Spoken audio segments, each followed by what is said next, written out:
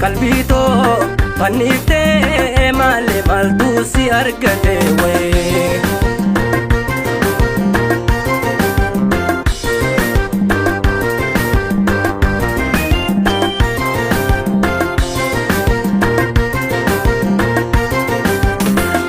Baluu ani isaa baluu waliin jennee osoo waliin barin sinarra seeqaa oltee jettee na shoorarkeessite na laaffatte onneen didee osoon dheessu jaalala onnee toqabsiifte belbela na tolte haasawaa haala bifaa fi unqaa kan kee jaala arrawa namichoytuun hin gala iftaan hin deebi'ee silaala.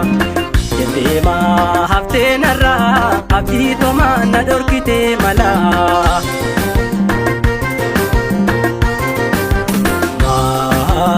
Haftee yaadee niin dhufaadhaan na baallamtee qalbii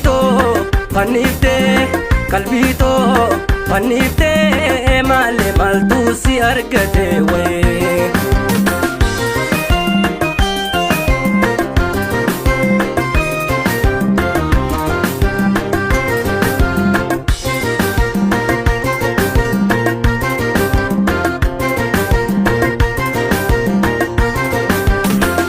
Duraatti yoon sin jaallesin je'e soba seeta je'etti malee na dhiifte deemuun kee na naasisee numaan obsee osoo na garaa malee wayitiin gaafas mannaa nu taate haasawa keenya mudhii kutte sa'a guyyaanis fagaate guyyaan beellamaa sun na dheerate guyyaa lubbuun too hamuutte seeggate hamuun amma chooyte.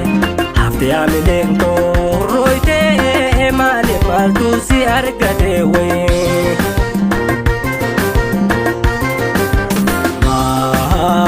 Haftee yaadee niin dhufaadhaan na baallamtee qalbii too fanniftee malee maaltu si argate wayii.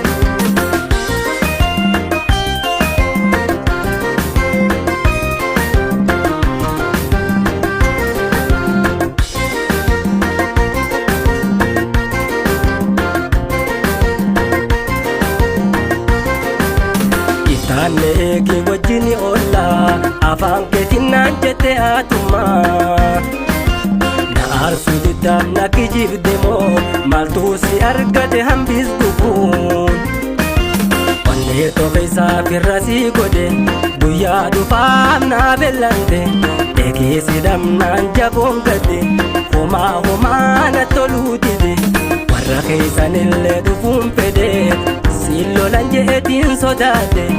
Diigamtu na darbitee malee maaltu si argate wayii.